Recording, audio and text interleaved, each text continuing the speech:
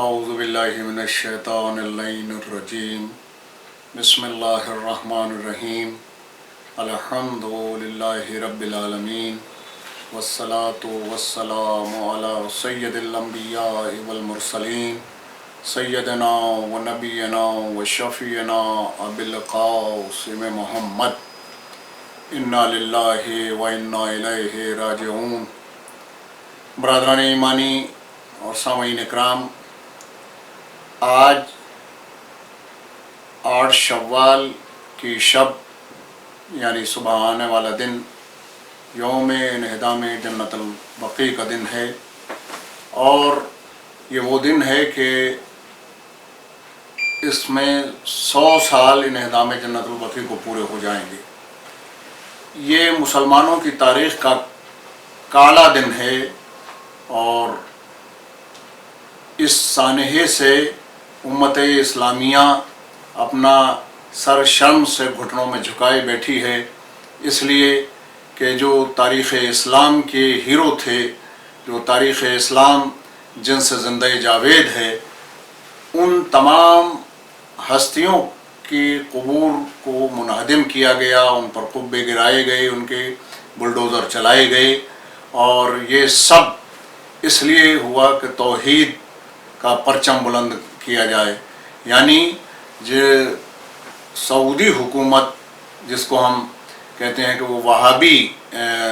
فکر کی حکومت تھی، وہابی بھی خود کو وہابی نہیں کہتے، بلکہ وہ اہل سنت کا جامہ اوڑھ کر اس بات کو کرتے ہیں۔ اہل سنت کا جامہ اوڑھ کر وہ یہ بات کہتے ہیں کہ یہ توحید کے خلاف ہے، قبروں کے اوپر جانا، قبروں کے اوپر قبے بنانا، قبروں کو سجانا، لیکن وہ اس بات کو بھول جاتے ہیں کہ پیغمبر اسلام حضرت محمد مصطفیٰ صلی اللہ علیہ وآلہ وسلم، جنت البقیع کی تاریخ یہ ہے کہ سرکار رسالت مآب صلی اللہ علیہ وسلم نے سب سے پہلے آپ کے صحابی، بڑے لاڈلے صحابی تھے آپ کے، حضرت عثمان بن مظعون، ان کا جب انتقال ہوا تو سرکار رسالت مآب صلی اللہ علیہ وسلم نے، یہاں پر جھاڑیاں تھیں بالکل،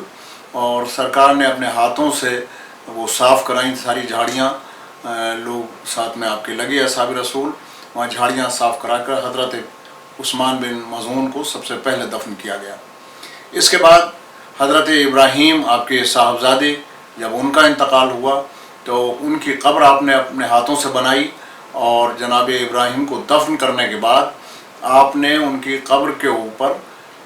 پانی کا چھڑکاؤ کیا تاکہ قبر بے نشان نہ ہو جائے، ہوائیں مٹی کو اڑا کر نہ لے جائیں۔ یہ تاریخی واقعات ہیں۔ توحید کے نام کے اوپر جو یہ تکفیری نقطہ نظر نے یہ سب ظلم کیا ہے، تو ان کو یہ چاہیے کہ پہلے وہ قرآن کریم کا مطالعہ کریں۔ سورہ کہف میں آیت نمبر 21 کو اگر ہم ملاحظہ فرمائیں تو اس کے اندر صاف ارشاد ہے کہ جب وہ لوگ آئے اور آ کر انہوں نے دیکھا، اصحاب کہف کے متعلق معلوم ہوا، تو انہوں نے کہا کہ یہاں ہم یا تو مسجد، ایک گروہ نے یہ کہا کہ مسجد بنائیں گے، دوسرے نے کہا کہ ہم یہاں پہ ان کی یادگار بنائیں گے۔ تو ظاہر ہے کہ قرآن کریم نے اس واقعے کو بیان کیا ہے، اور یہ اس بات کی دلیل ہے کہ کسی کی یادگار بنانا اسلامی شاعر کے اندر ہے، یہ کسی طرح سے توحید کا مخالف نہیں ہے۔ قبروں پہ جانا، قبروں کے اوپر جا کر فاتحہ پڑھنا، قبروں کی زیارت کرنا، یہ سرکار رسالت مآب صلی اللہ علیہ وسلم نے خود بھی اپنی زندگی میں کیا، ان کے اصحاب نے بھی اپنی زندگی میں کیا، اور اس کے بعد مسلسل یہ سلسلہ چلتا رہا۔ توحید کے خلاف ظاہر ہے کہ یہ چیز اگر ہوتی تو خود سرکار رسالت مآب صلی اللہ علیہ وسلم نے قبور پر جانے کو اور قبور کی زیارت کرنے کو منع فرمایا ہوتا۔ اب یہ ہم آپ کی خدمت میں عرض کرتے ہیں کہ یہ 8 شوال آج سے 100 سال پہلے سے ہی، یعنی پورے 100 سال ہو گئے اس عظیم سانحے کو ہوئے۔ اب آپ اندازہ لگائیے کہ اس 100 سال کے اندر امت اسلامیہ مسلسل احتجاج کر رہی ہے، مسلسل مطالبہ کر رہی ہے کہ دوبارہ سے تعمیر کیا جائے، لیکن سعودی حکومت کانوں میں تیل ڈالے بیٹھی ہے۔ جبکہ جس وقت میں یہ انہدام ہوا تھا تو اس وقت جب چاروں طرف سے عالم اسلام کے وفود پہنچے اور انہوں نے احتجاج کیا تو اس وقت یہ وعدہ کیا گیا تھا کہ ہم دوبارہ سے ان قبوں کو بنا دیں گے، لیکن آج تک امت اسلامیہ اس بات کی منتظر ہے کہ وہ کون سا دن آئے گا کہ جب یہ قبور پھر سے تعمیر کی جائیں۔ جنت البقیع وہ قبرستان ہے کہ جہاں آل رسول دفن ہیں، پیغمبر اسلام صلی اللہ علیہ وآلہ وسلم کی ازواج دفن ہیں، جہاں پیغمبر اسلام صلی اللہ علیہ وآلہ وسلم کے بہت سارے اصحاب دفن ہیں، جہاں شہدائے احد دفن ہیں، جہاں جناب پیغمبر اسلام صلی اللہ علیہ وسلم کے تمام اعز و اقربا وہ سب دفن ہیں، جناب فاطمہ بنت اسد کی قبر یہیں پر ہے، جناب حضرت عباس کی قبر یہیں پر ہے، بہت سارے وہ تمام ہستیاں کہ جو تاریخ اسلام میں بڑا روشن مقام رکھتی ہیں ان سب کی قبور یہیں پر ہیں، اور ان میں سے اکثر کی قبر کے اوپر بہت شاندار روزے بنے ہوئے تھے۔ حضرت فاطمہ زہرا سلام اللہ علیہا کہ جن کی قبر ظاہر ہے کہ وہ ایک روایت کے مطابق جنت البقیع میں قبر ہے، یہ بھی مظلومیت ہے شہزادی کی کہ 3 روایتیں ہیں آپ کے متعلق کہ جس حجرے میں آپ کا انتقال ہوا اسی حجرے میں دفن کیا گیا۔ دوسری روایت یہ ہے کہ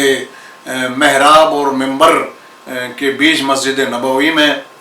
جہاں یہ ریاض الجنہ کا جو حصہ ہے وہ وہاں پر آپ کی قبر ہے، اور تیسری روایت جنت البقیع میں ہے۔ تو جنت البقیع میں ایک باقاعدہ بنایا گیا تھا ان کا روزہ اور قبہ، اس کے اوپر ایک شاندار بنا ہوا تھا، لیکن اس سعودی حکومت نے، اس وہابی حکومت نے اس کو منہدم کیا۔ یہ میں آپ کو بتاؤں کہ یہ کس طرح سے پاور میں آئے اور ان کا اسلام کیا ہے، آپ کی خدمت میں عرض کروں کہ یہ جب حکومت یہ جو دولت عثمانیہ کا جو پیریڈ ہے وہاں پر وہ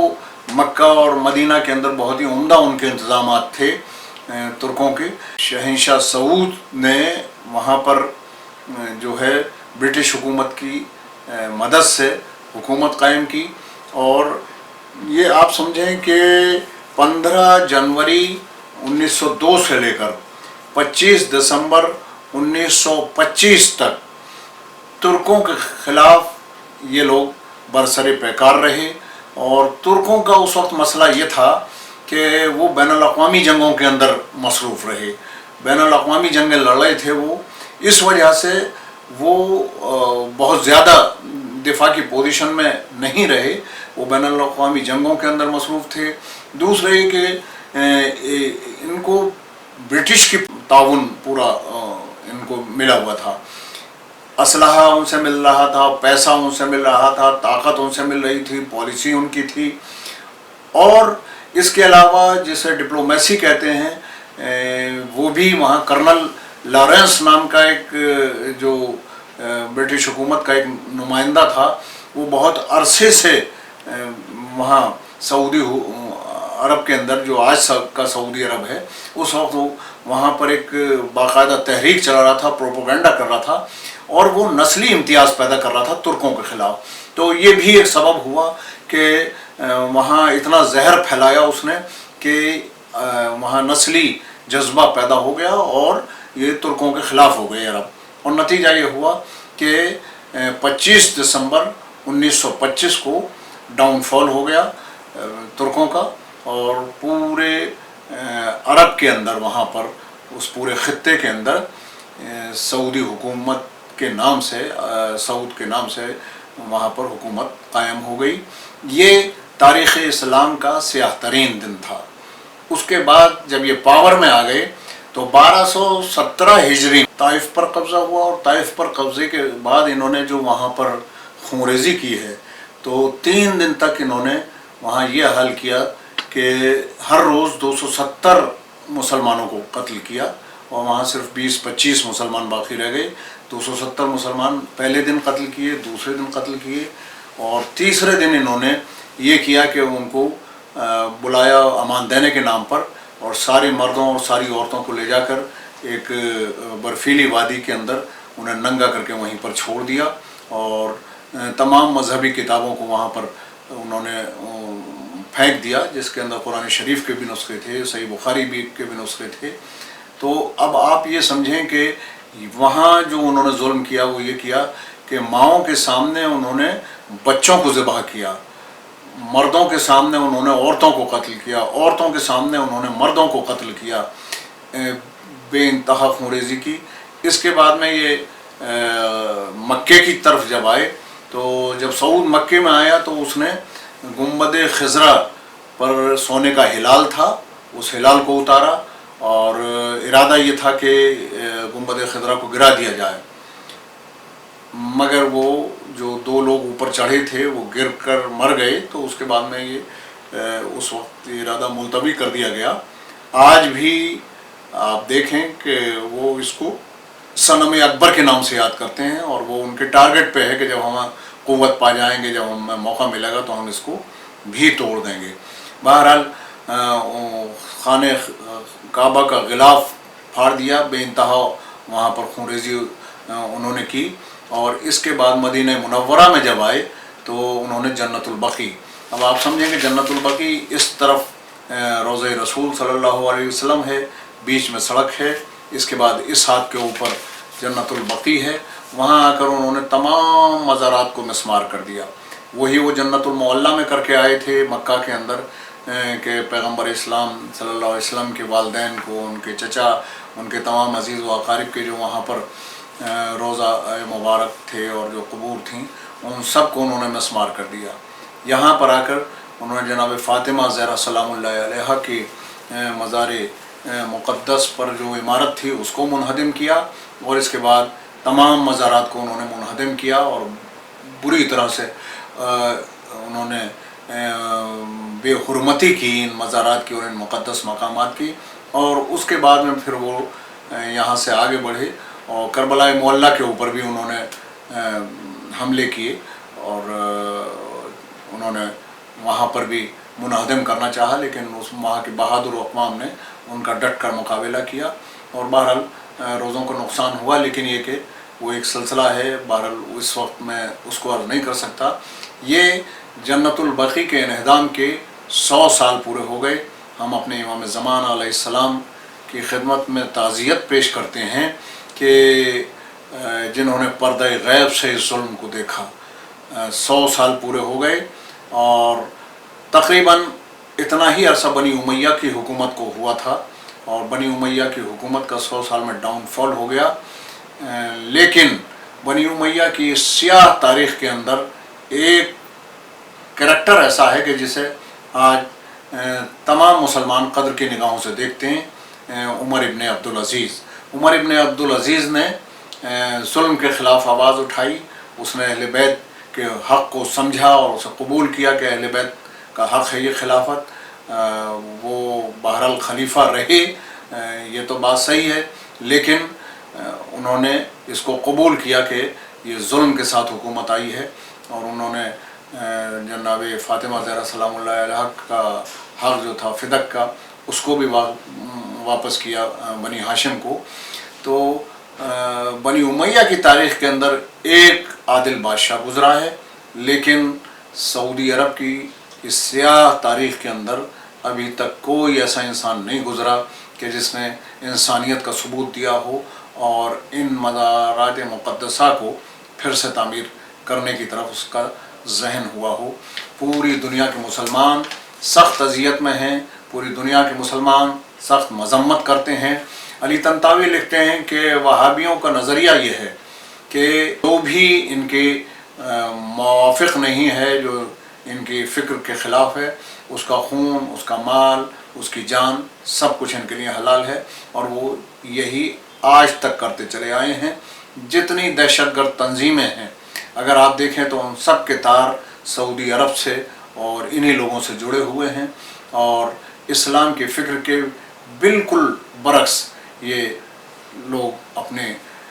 इस्लाम को दुनिया के सामने पेश कर रहे हैं। हालांकि इससे इस्लाम का कहीं दूर दूर ताल्लुक़ और वास्ता नहीं है। ये एक सियासी इस्लाम है कि जैसा पैगम्बर इस्लाम सल्लल्लाहु अलैहि वसल्लम के बाद फ़ौरन एक सियासी इस्लाम शुरू हुआ था।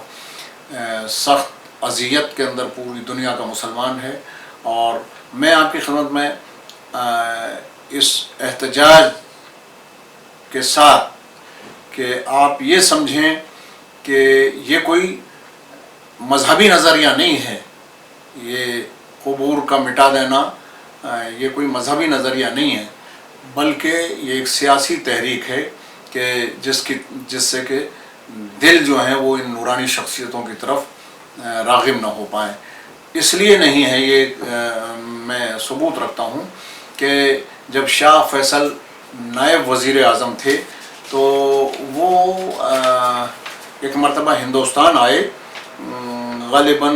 میں سمجھتا ہوں کہ 1959 کا واقعہ ہے یہ، کہ وہ جب یہاں انڈیا آئے تو ہمارے ہندوستان کا طریقہ یہ ہے کہ جب کوئی باہر سے گیسٹ آتا ہے، باہر سے کوئی کسی حکومت کا اعلیٰ افسر آتا ہے تو اس کو راج گھاٹ پر مہاتما گاندھی کی جو سمادھی ہے وہاں پر لے جایا جاتا ہے، اور وہ وہاں پر جا کر وہ اپنا اظہار عقیدت کرتا ہے۔ تو شاہ فیصل جب نائب وزیر اعظم تھے سعودی عرب کے 1959 میں جب انڈیا آئے تو انہوں نے انڈیا آ کر مہاتما گاندھی کی سمادھی پہ جب انہیں لے جایا گیا تو وہاں انہوں نے عقیدت کے ساتھ مہاتما گاندھی کی سمادھی کے اوپر پھول چڑھائے۔ تو ظاہر ہے کہ یہ ایک سیاسی اسلام ہے کہ جس کے نظریے کے تحت انہوں نے قبور کو منہدم کیا ہے، ورنہ آپ دیکھیں کہ مہاتما گاندھی کی سمادھی کے اوپر پھول چڑھائے جائیں اور پیغمبر اسلام کی دختر پاک کی روضے کو منہدم کر دیا جائے، اصحاب رسول کے روضوں کو منہدم کر دیا جائے، پیغمبر اسلام کے رشتہ داروں کی قبروں کو منہدم کر دیا جائے، یہ کہاں کا اسلام ہے؟ جبکہ قبور کی طرف جانا، قبروں کے اوپر جا کر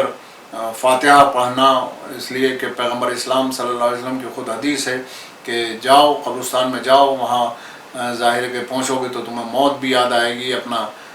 تمہیں آخرت یاد آئے گی، اور دل نرم ہوتا ہے وہاں جانے کے بعد میں۔ لیکن سعودی حکومت نے اس سب چیز کو ختم کر کے وہاں عالی شان روضوں کو منہدم کر دیا، اور جس قدر ظلم ہو سکتا تھا سعودی حکومت نے اس 100 سال کے اندر مسلسل کیا ہے۔ آج بھی صورتحال یہ ہے کہ جب ہم جاتے ہیں تو جناب فاطمہ زہرا سلام اللہ علیہا اور معصومین علیہ السلام کی جو قبریں ہیں، امام سجاد علیہ السلام کی، امام باقر علیہ السلام کی، امام جعفر صادق علیہ السلام کی، امام حسن علیہ السلام کی قبور پاک وہاں پر موجود ہیں، لیکن کسی قبر کی طرف آپ جا کر وہاں کھڑے نہیں ہو سکتے، وہ ہٹانا چاہتے ہیں وہاں سے اور ہٹا دیتے ہیں، فاتحہ نہیں پڑھنے دیتے، اور سخت ترین الفاظ کہتے ہیں، یہاں تک کہ لوگوں کو تازیانے بھی مارتے ہیں۔ یہ اس حکومت کا حال ہے کہ جو خود کو اسلامی حکومت کہتی ہے اور پیغمبر اسلام صلی اللہ علیہ وسلم کے خد و خال کے اوپر اپنی حکومت کو چلانے کا عزم دنیا کے سامنے رکھتی ہے۔ یہ بالکل ویسا اسلام ہے کہ جیسا یہ سمجھا جائے کہ ایک بوتل کے اوپر مال کچھ اور ہو، لیبل کچھ اور ہو، یہاں لیبل محمد کا لگا ہوا ہے، مال ابو سفیان کا سپلائی ہو رہا ہے۔ خدا لعنت فرمائے ان تمام لوگوں کے اوپر کہ جنہوں نے جنت البقیع کے مزارات کو منہدم کیا، اور ان تمام لوگوں کے اوپر لعنت کہ جو آج تک اس بات پر راضی ہیں اور ظلم کو بند نہیں ہونے دیتے اور روزوں کی تعمیر دوبارہ سے کرنے کے حق